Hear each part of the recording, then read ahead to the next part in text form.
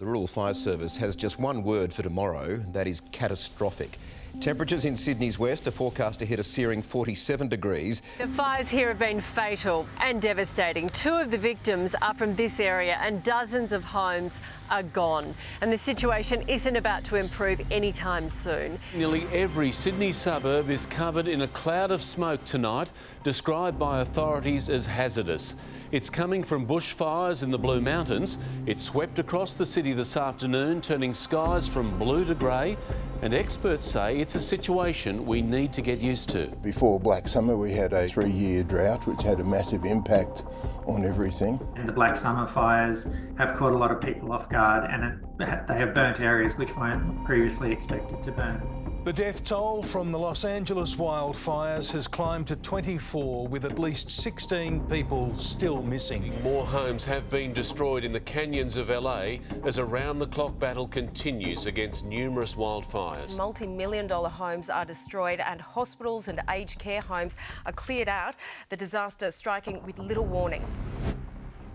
If we want to compare what's happening in LA now with the Black Summer season that we had a prolonged drought beforehand. For us, it was the worst drought on record, and the same for LA at the moment. So what we're getting is these large areas of connected vegetation that are dry and available to burn. It's been described as hell on earth. Massive bushfires have turned a huge area of East Gippsland into a disaster zone. If you have a prolonged drought, the landscape dries out and the vegetation responds to that, and you get lots of dead material on the ground which is fully flammable. Put very simply, you don't put wet leaves on the campfire. These fires have spread faster and further than the modelling and the fire weather predictions suggested they would. When we get these prolonged droughts, what we end up happening is not just the fuels on the ridgetops that are drying out, but the fuels right through the gullies. And so when they dry out, it's a connectedness of that fuel which allows the fire to spread without being slowed or even stopped. It's what's going on in Los Angeles right now, that their soil profiles are fully dried out, and there's nothing to mitigate the potential for a bushfire or a wildfire if you have bad fire weather. In Australia, almost all of our cities, we would have areas, if not large areas, which are exposed to significant bushfire risk, which we could have an event where we lose hundreds of houses from them. The buildings being impacted, damaged or destroyed, numbering in the dozens across these various fire grounds. We have emerging areas that would also be perhaps more akin to what we're seeing in Los Angeles, where we have very narrow coastal developments with bushland coming right down to the edge. It's apocalyptic. This is in the middle of the day. Fires can rapidly penetrate the urban edge for quite some distance, and it becomes a lot harder to anticipate. It's also a lot harder to mitigate the risk. The Palisades fire particularly devastating. We know that already. Stars Billy Crystal, Paris Hilton, James Woods, Anthony Hopkins, many others have lost their homes here. When you get the high winds like the Santa Ana winds, there's really nothing you can do to stop these fires. The Santa Ana winds blowing in from the mountains have pushed these blazes down the hills towards homes with unprecedented speed and ferocity. They're really being pushed strongly by the winds. It's not safe to suppress the fire directly or head on because the conditions are just too dangerous.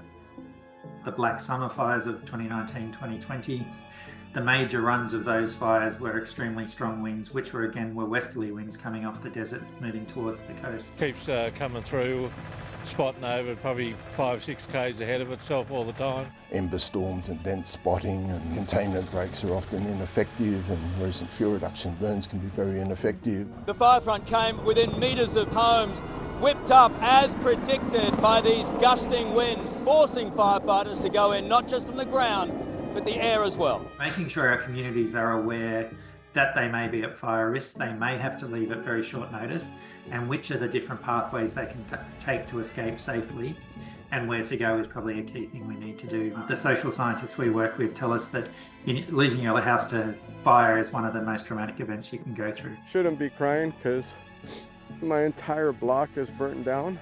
Enrique Balcazar showing what's left of his neighbourhood. Oh my God, everybody's house is gone. The main message has to be, listen to what your local fire service says. We really need people to remain vigilant, stay alert and be ready to act in accordance with their bushfire survival plan or any directions that are given by fire authorities through the warning systems. This is a big claim. You say that these fires were entirely foreseeable. Why is that? They're foreseeable because we've seen them.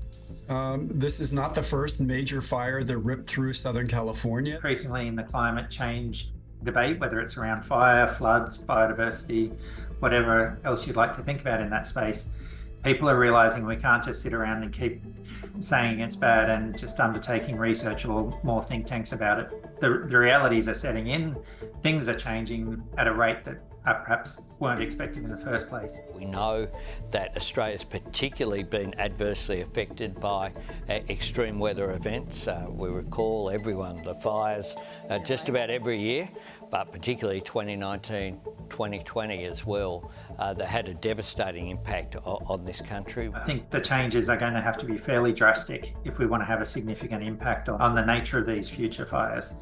I think we have to accept they're going to happen. We have to think about how we want to live with them, what we're willing to lose to ensure we have sustainable living in the future, and what we really want to fight to save. We are seeing the impacts of climate change on extreme heat. We're seeing it on extreme rainfall. We're seeing it on sea level rise and storm surges if you're in a coastal area. We're seeing it in wildfire. The overriding effect of the climate change, changing the occurrence of hot, dry and windy days, means that we end up with more bigger fires. Australia had this 5 years ago, and we really need to be having the discussions. We had COVID straight after, which was obviously a bigger issue and took up the political space, but we really need to be thinking about what we're going to do for the future. Not in the future, but what we're doing now to make these changes. Things are continuing to get worse. For us to stabilise global warming, even at the level that it is now, effectively we have to get to net zero. We have to stop emitting carbon dioxide into the atmosphere, and that's a huge challenge. If we are accepting that we're not going to see the global changes in emissions that will change the rate of climate change, then we need to start saying, well, this is what we have in the future. How are we going to manage it? What are we going to do for our communities, our populations and our environments? And how can we manage the situation to not end up with a mess in the future? Such a concerning scene here in Altadena. This is very much still an emergency situation. What LA are going through at the moment is traumatic, not just for those people that have lost their houses, although that's extremely traumatic, but all the people that have lived around it. It's an extremely traumatic time. So it's not really the time for us to get in there and tell them what they've done wrong or tell them how they should change, but it's a time to provide the support to get them through the next 6 months. It is unprecedented though, right? LA, this never happened. You think one house lights on fire, you just put it out, move on, but it keeps jumping to the next one. We just drove up, all kinds of stuff was done. So something else.